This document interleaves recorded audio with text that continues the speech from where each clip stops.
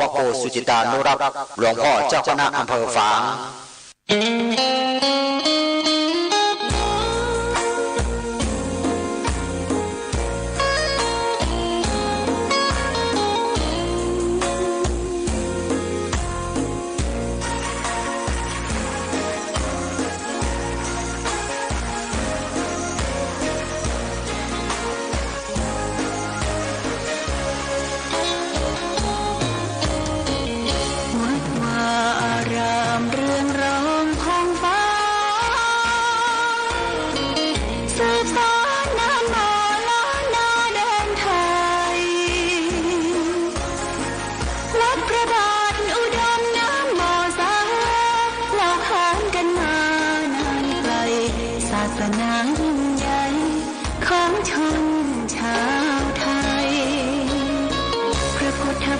จำลองของพระสัมมาองค์พระศาสดาพุทธบูชากราบไหว้องค์พระเจ้าฝางอุดมศิลป์ผู้สร้างสรรค์มานานไกลนามอุดมก้องไปสมฉายา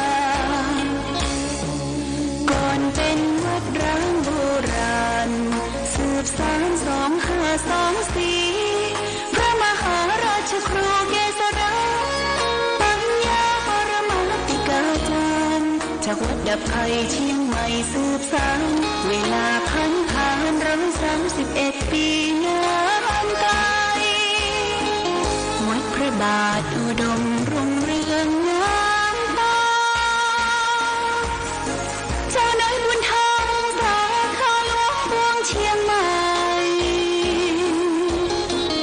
ปกครองหัวเมืองฟ้าทุ่มเทแรงกายแรงใจทุกชาติพันธุ์รวมใจรักษา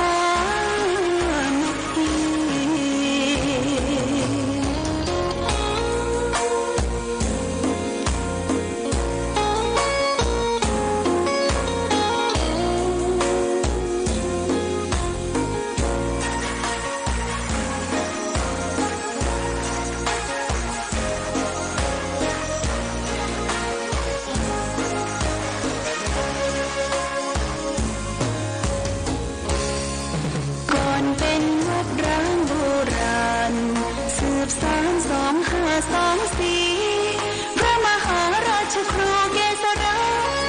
ปัญญาปรมาติกาจารย์จากวัดดับไผ่เชียงใหม่สืบสานเวลาผ่าน131 ปีนานไกลวัดพระบาทอุดมรุ่งเรืองงามตา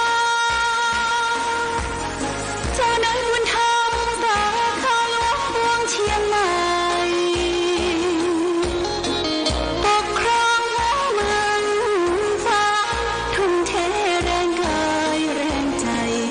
ชาติพันธุ์รวมใจ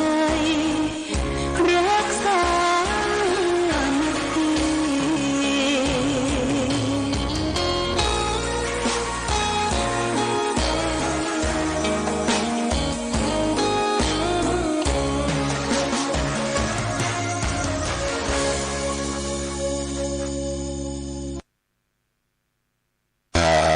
สาธุชน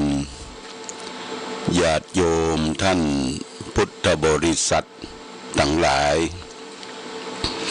วันนี้รายการธรรมะประทีปส่องต่างก็ได้มาพบปะกับพ่อแม่พี่น้องศรัทธาญาติโยมท่านสาธุชนแห่งครั้งหนึ่งวันนี้อากาศบรรยากาศก็หนาวพอสมควรบ่ฮ้อนเกินไปแล้วก็บ่หนาวเกินไปหรือคือธรรมอากาศน่ะเย็นสบายในตอนเจ้าญาติโยมตื่นขึ้นมาเจ้าได้ยินเสียงนกเสียงกาไก่ขันมันเป็นธรรมชาติของคนเฮาได้อยู่กับธรรมะอยู่กับธรรมชาติ อย่างที่สำนักปฏิบัติธรรมวัดพระบาทอุดมหน้าบ่อสาวาญาติโยมนกเขาเนอะตื่นตั้งแต่เจ้ามันมาเกาะไก่กับลานที่เขาจะเอาเข้าไปอ้อยข้าวสารไปอ้อยพออ้อยเข้าสักกำประมาณสัก7 โมงเนี่ยญาติโยมมันก็จะพลูบินลงมาลายดินลายทรายประมาณ50-60 ตัวมันบ่ไปไหนเนอะมันอยู่ใกล้ๆเนี่ยมันว่ามันปลอดภัยแล้วพร้อมกันนั้นก็มีนกเอี้ยงก็ซอนมานกเอี้ยงดำนกเอี้ยงนี่มักจะชอบกินข้าวสุกคือข้าวเย็นเก่าจากนกเอี้ยงก็เป็นนกจอกน้อยจากนกจอกน้อยก็มีจ่อน2-3 ตัวก็มากินร่วมกันแล้วก็มีนกกำปูดนี่มันก็เสาะกินของมันคนเดียวอูดเนี่ยตามใกล้ๆหิมนกกำปูดนี่มันจังไปเสาะลักกินไข่เปิ้นไข่นก เขาพ่องไข่นกเอี้ยงพ่องเป็นหัวขโมยที่ดีนกกำปูดเนี่ยมีสัก2-3 ตัวพร้อมกันนั้นก็มีนกกาเว้าก็ห้องตั้งหม้อเจ้าหม้อแรงสิ่งทั้งหลายทั้งปวงสรรพสัตว์ทั้งหลายเนี่ยญาติโยมมันอยู่ร่วมโลกเราเป็นธรรมชาติเป็นการอยู่ทำให้ธรรมชาติเนี่ยมีความอบอุ่นแล้วก็มีความม่วนความเย็นอกเย็นใจนี่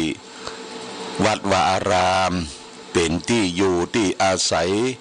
ของสรรพสัตว์ทั้งหลายญาติโยมโดยเฉพาะอย่างยิ่งวัดที่มันเป็นป่าเป็นเขาลำเนาภัยอยู่ที่ลึกๆดึกเนี่ยมันจะมีสรรพสัตว์ทั้งเก่งทั้งกวางทั้งงูปิดงูเห่างูหลามงูเหลิมเนี่ยมีญาติโยมแต่มันเปิ้นบ่ได้ไปทำร้ายมันเพราะว่าสรรพสัตว์ทั้งหลายน่ะเป็นเปื้อนเกิดเปื้อนแก่เปื้อนเจ็บเปื้อนตายเดียวกัน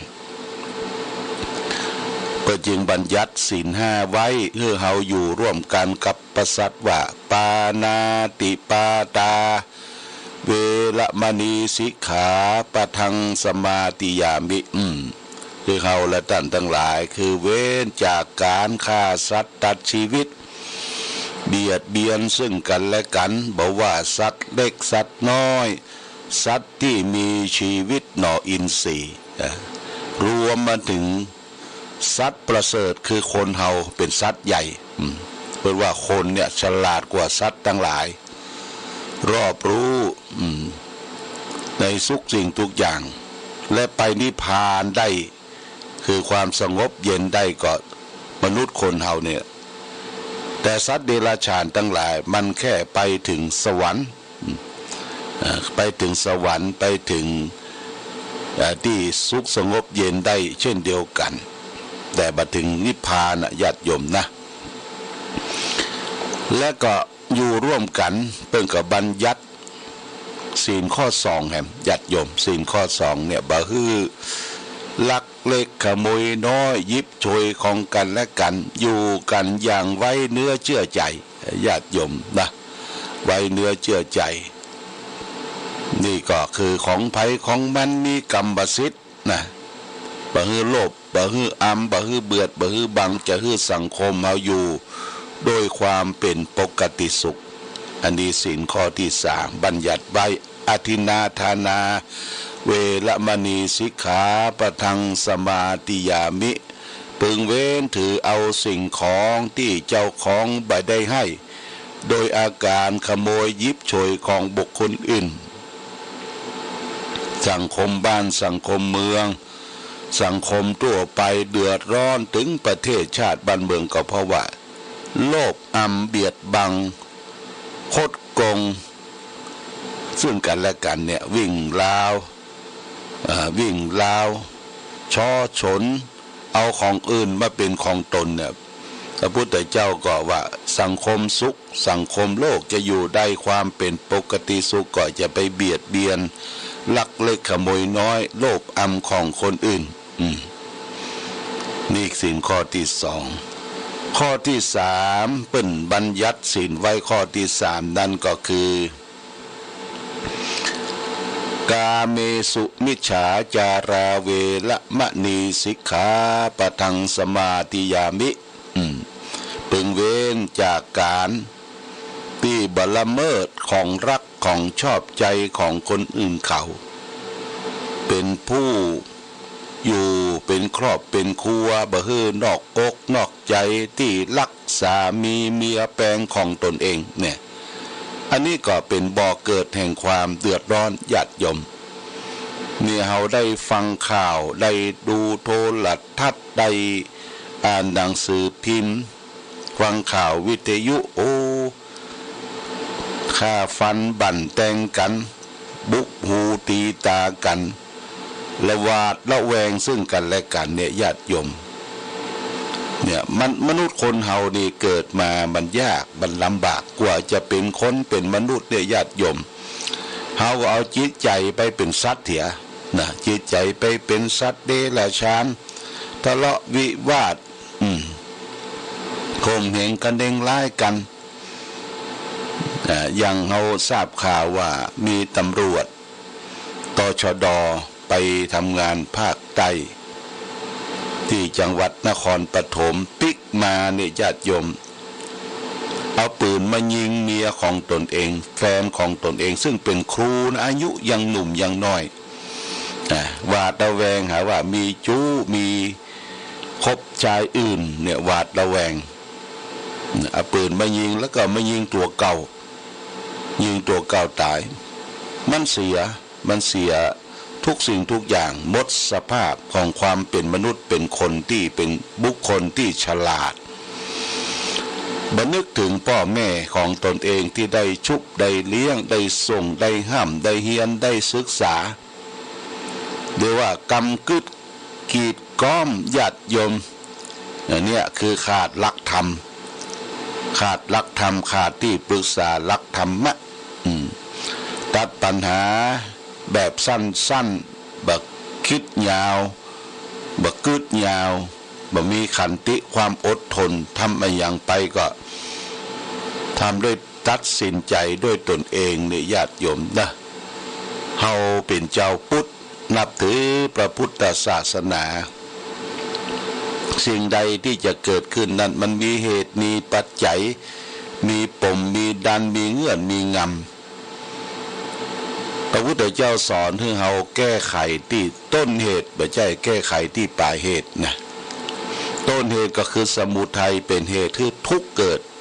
ทุกข์คือตัวปัญหานิญาติโยมคือแก้ไขที่ต้นเหตุว่ามันเกิดมาจากอะไรหยังแต่อูจาบ่เข้ากันก็ตกลงปงใจอย่าไปทะเลาะบอกแว้งอย่าไปมีอาหารการมะมังการทิฏฐิเข้าตนเองว่าเอาตนเองว่าอายังก็เอาตนเองว่านี่ญาติโยมนี่สำคัญคือบ่ได้มองโลกในแง่ดีถ้ามองโลกในแง่ดีเราก็จะมีความสุขอยู่โลกนี้ได้อย่างสบายอันนี้ครอบครัวเนี่ยมันเป็นทุกข์เป็นร้อนมีปัญหาถึงวันนี้เพราะเฮากิเลสมีโลภมีโกรธมีหลงนักล่ำไปบ่เข้าวัดเข้าวาบ่นำพาชีวิตคือได้ไปประพฤติปฏิบัติบ่ได้เอาคนอื่นมองที่มันทุกข์มันยากกว่าลำบากกว่าเฮานี่แหมนักญาติโยมนะแหมนักเพราะฉะนั้นก็เฮาก็ต้องอยู่ด้วยเมตตาธรรมอยู่ด้วยความรัก อยู่ด้วยความผูกพันนี่เป็นสิ่งสำคัญนี่สิ่งข้อที่สามละเมิดของรักของชอบใจคิดผิดอกผิดใจคิดออกไปจากผัวรักเมียแปลงของตนเองเนี่ยมันผิดศีลข้อสามข้อที่สี่ ศีลธรรมที่เฮาศีลห้าเนี่ยก็คือรักษาซบปากบ่เป็นคนพูดเท็จบ่เป็นคนพูดส่อเสียด บ่เป็นคนพูดคำหยาบบ่เป็นคนที่พูดเพ้อเจ้อเหลวไหลไร้สาระพระพุทธเจ้าบัญญัติศีลข้อที่4เนี่ยเพื่อให้สร้างความมั่นคงสัจจะมีความสัตย์ซื่อต่อกันคนเฮาถ้าบ่สัตย์ซื่อต่อกันมีจิตใจบิดผิวรับการบังใบตั้งหน้าก็ว่าอย่างตั้งหลังก็ว่าอย่างนี่บ่ได้ความญาติโยมนะ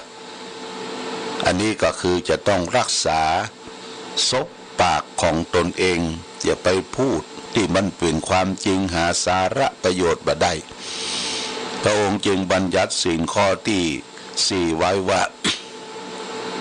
มุสาวาทาเวรมณีสิกขาปะทังสมาธิยามิพึงเว้นจากการพูดเท็จพูดที่บ่เป็นความจริงญาติโยมถ้าเราได้ไปปะไปสลนกับคนที่บ่เป็นความจริงให้อยู่ห่างๆเพราะคนนั้นบดีละส่อเสียดบดีส่อเสียดคนอื่นเป็นคนที่บดีโบราณเปิ้นก็บอกว่าเว้นหมาฮื้อปอศอกเว้นวอกฮื้อปอวาเว้นคนพาลานี่ฮื้อไก่อย่าไปคลุกคีญาติโยมอย่าไปสนทนาเอาสนุกสนานบางคนมันไปสนุกสนานบ่นึกถึงสภาพที่เกิดความเสียหายแก่บุคคลอื่นแก่ครอบครัวแก่สังคมแก่วัดวาอารามไปด้วยความสนุกสนานเนี่ยเป็นการพูดเท็จบางทีปั้นน้ำเป็นตัวสิ่งที่มีบ่ฮู้บ่มีก็บ่ฮู้ในญาติโยมนอปอกรรมไปโดยเปิ้นนี่ก็เฮาเป็นคนฉลาดเป็นคนฮู้เอาหลักธรรมไปประพฤติปฏิบัติเนี่ยพระพุทธเจ้าคือเว้นจากการพูดเท็จมุสาวาทาเวรมณีสิกขาปะทังสมาธิยามินี่เป็นข้อที่4เพื่อให้สงบสุขสังคมในโลกอยู่ได้ปัจจุบันศีลข้อที่5สุราเมรยะมัชฌะปมาทัฏฐาเวรมณีสิกขาปะทังสมาธิยามิศีลข้อที่5เนี่ยพึงเว้นจากการเสพสุรายาเมาอันเป็นเครื่องดองของเมาอันเป็นที่ตั้งแห่งความประมาทยุกยาบงยาบ้ายายาเครวมอยู่นี่หมดญาติโยมรวมอยู่ที่ข้อ5พึงเว้นจากการเสพของมึนเมาคือโทษคือตาญาติโยมได้ฟังข่าวแล้วสลดจิตใจในปัจจุบันไปทางไหนเนี่ยก็มีด่านเกิดเอาไปทางจังใหม่นี่ก็2ด่านที่ชัยประการนี่ก็ด่านบ้านอายแล้วก็ไปถึงเจียงดาวก็ด่านแก่งปันเต้าญาติโยมเตี้ยรถจะฝั่งไปเนี่ยทำเวลารถเปิ่นเกิดเรื่องอย่างก็ถามว่าเกิดหายาเสพติดว่าก็แสดงว่าคนกล้าคนขายทำลายชาติเยาวชนของเฮานี่ยังมีอยู่ญาติโยมนะแต่ว่าอาตมาก็ได้เคยไปหลายประเทศญาติโยมไปประเทศที่มันเจริญอย่างประเทศอเมริกาประเทศญี่ปุ่นประเทศที่เพิ่นเจริญนะญาติโยมอย่างประเทศจีนเนี่ยเพิ่นปัจจุบันเนี่ยด่านตรวจคนด่านต่างๆที่รถสัญจรไปมาเนี่ยเพิ่นบ่มีละเพิ่นใจกฎหมายอย่างเคร่งครัดญาติโยมนะกฎหมายถ้าไผกล้าไผขายไผเสพเปิ้นจับเปิ้นยับนี่กฎหมายเคร่งครัดยึดทรัพย์ยึดหยังหมดนะบางทีก็ประหารชีวิตเพราะทำลายชาติบ้านเมืองเนี่ยญาติโยมทำลายชาติบ้านเมืองนี่เขาไปตามถนนหนทางต่างๆนี่ถนนสะอาดสะอ้านอย่างประเทศจีนนี่ก็เคยไปหลายครั้งก่อนมาเปิ้นบ่พัฒนาประเดี๋ยวนี้เปิ้นพัฒนาหมดถนนหนทางดี แต่ว่าจะเข้าเมืองเปิ้นญาติโยมบ่มีด่านเปิ้นใจระบบการถ่ายภาพการถ่ายภาพรถจะเข้าจะออกเนี่ยเปิ้นถ่ายภาพพับเป๊บพับเป๊บพับเป๊บเช็คเอ็กซเรย์ไปเช็คเอ็กซเรย์ไปในตัวบ่ใจคนนะก็ทำให้ประเทศชาติบ้านเมืองของเปิ้นเนี่ยไปไหนคล่องแคล่วว่องไวบ่ต้องมีกลวยบ่ต้องมีด่านบ่ต้องมีคนเปลืองที่มาอยู่ตามถนนหนทางเขาสังเกตว่าตำรวจทหารเนี่ยอยู่เกิดถนนหนทางก็แสดงว่าประเทศเฮาเนี่ยยังบ่เจริญเตื้อญาติโยมนะประเทศญี่ปุ่นเนี่ยโอ้ประเทศเปิ้นสะอาดสะอ้านเสาะหาตำรวจทหารนี่บ่มีแต่เปิ้นใช้ระบบคอมพิวเตอร์ดูถนนหนทางและระบบแจ้งภัยถ้าแจ้งภัยโทรศัพท์ไป191กา199กาอย่า3นาที5นาทีเนี่ยเปิ้นจะมาถึงแล้วคือระบบอย่างนี้ประเทศอเมริกาก็เหมือนกันเปิ้นเจริญนะญาติโยมนะถ้ามีเหตุเพศภัยอันใดเกิดขึ้นเนี่ยเปิ้นเตรียมสแตนด์บายไว้ตลอดเวลา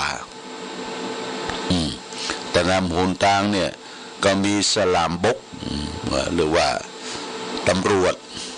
ทางบกตำรวจที่ดูแลถนนหนทางตามไฮเวย์ตามต่างๆขี่รถฝั่งฟ้าวนี่บ่ได้เปิ้นจำกัดขีดในโซนของโรงเรียนเนี่ยโซนของโรงเรียนโซนของชุมชนแออัดเนี่ยเปิ้นจะขี่รถแบบคืออยู่ในลิมิตอยู่ในความเรียกว่า40-50กาถ้าออกไฮเวย์ออกถนนหลวงนี่ขี่ช้าก็บ่ได้ละญาติโยมเปิ้นบังคับมือขี่ตามลิมิตเปิ้น80-90อันนี้ได้ไปหันได้ไปหูได้ไปทราบหันบ้านเปิ้นประเทศชาติบ้านเมืองเปิ้นการกุ้งรุ่งเรืองเจริญบ่มีด่านที่จะตรวจค้นเรื่องของยาเสพติดเรื่องของมึนเมาถึงเล่ากันมันญาติโยมนะเหล้าสุราเนี่ยเปิ้นบ่ไปเสียเวลากับสิ่งเหล่านั้นคือบ่ไปนั่งกันห้อมล้อมตั้งแต่เจ้าถึงค่ำถึงเย็นบ้านเฮานี่ยังก็ฉลองนะมีงานศพงานซากคนที่จะกางเต็นท์กางยังทำความสะอาดกางเต็นท์กันยังเอาละเริ่มละแล้วช่วงงานศพนั้นกินกันตลอดเวลาในโรงครัวในห้องอาหารที่จัดทำเรื่องแขกก็มีแต่เหล้าแต่สุราบางศพบางงานนี่เสี่ยงเงินเป็นหมื่นญาติโยมหลายหมื่นขวดกองทะลึบขวดเหล้าขวดเบียร์ขวดสปะก็เฮาเสียไปโดยบ่ใจเหตุอันนี้อยากจะให้เราและท่านทั้งหลายได้คิดพิจารณาถึงศีล5ข้อที่5เนี่ยเพิ่งเว้นจากเสพสุรายาเมาอันเป็นเครื่องดองของเมาอันเป็นที่ตั้งแห่งความประมาทโทษของการเสพสุราเนี่ยมันมี6ประการดังเป็นผูกเป็นคำกรสอนใจไว้ว่าอันสุราเมรัยใครเสพติดพาชีวิตมืดมนจนฉิบหาย1ทรัพย์สินของตนนั้นพลันวอดวาย2อาจตายด้วยทะเลาะเพราะความเมา3เจ็บป่วยด้วยโรคาพยาธิ4คนตำหนินินทาพาอับเฉา5หน้าด้านหนักหนาเวลาเมา6ปัญญาเขาหดหมดสิ้นเนี่ยมีโทษถึง6ประการญาติโยมโรคภัยไข้เจ็บโรคที่เกิดขึ้นจากพิษสุรานี่1โรคทอมซินอักเสบกินข้าวมันไปเผาลูกญาติโยมมันมีเมทิลแอลกอฮอล์เนี่ยแอลกอฮอล์เนี่ยยิ่งเหล้าเถื่อนเหล้าที่พิษเองทำเองต้มเองเนี่ยดีกรีมันก็หนักแล้วก็บางที่บางแห่งบอกว่าจะฮื้อดีกรีของเหล้ามันฉุนมันขึ้นดีกรีแห้งเนี่ยเอายาพิษเขาใส่ว่ะญาติโยมยาพิษก็ใส่ ที่เขาเล่ากันว่าบางทีเอาหญ้าคาเนี่ยไปจุ่มกับมอกซนเนี่ยยาฆ่าหญ้านี่นะจุ่มแล้วเอาไปจุ่มที่เหล้าดองเหล้าขาวโอ้มันเละเวยมันเละเวยมันคืนโดยคนเฮาก็บ่ฮู้ที่บ่ฮู้นี่เพราะมันมีอวิชชาสนุกสนานกินไปเพลิดเพลินโอ้กลัวมันร่างกายเฮานี่อดทนทนได้มีความต้านทานอยู่เป็นอย่างเตื้อตอนที่ร่างกายอดทนทนบ่ได้นะครับเป็นตับเป็นปอดเป็นทอมซินเป็นโรคกระเพาะโอ้ทุกทนทรมานญาติโยมเด้อทุกทนทรมานบางคนกินเหล้าติดเหล้าเป็นลิซึมลิซึมหมายความว่าถ้าบ่ได้กินเนี่ยมันส้มปากมันส้มปากมันมีอย่างขาดขึ้นมาจะต้องจิ้มอยู่ตลอดเวลาเรียกว่ามตลวเมาตลอดวันซ้อมตัวเองตัวเก่าบางทีซ้อมตัวเก่ายุบเป็นตี้บางทีสมาเตะมาเลียปากก็ยังหมูเตื้อยุบเป็นตี้สภาพของความเป็นมนุษย์เป็นคนหมดไปญาติโยมนะเปตีหน้าสังเพศเวทนาต่อคนที่ติดสุรายาเมาแต่นั่นแหละญาติโยมคนเฮาท่านหลงอย่างหลงกับสิ่งเหล่านั้นไผห้ามถึงบ่ฟังบางทีก็อวดตนอวดตัวนะอยากจะโชว์ตัวเองว่าเป็นผู้ที่มีความสามารถที่จะดื่มจะกินอวดโชว์คนอื่นเนี่ยอย่างคนที่ไปกระทำชำเราไปเต็กไปเมกเปิ่นเยาวชนเนี่ยสุดท้ายสรุปแล้วก็เรื่องเหล้าเรื่องยาเนี่ยหาว่าเมาบ่ฮู้กลัวจะหู้ตัวก็อยู่ในคอกปะกลัวจะหู้คิงน้ำปิงป่อแห้งญาติโยมนะอันนี้ก็เรื่องของศีลห้านี่เฮารับจากตุเจ้าไปก็พึงประพฤติปฏิบัติ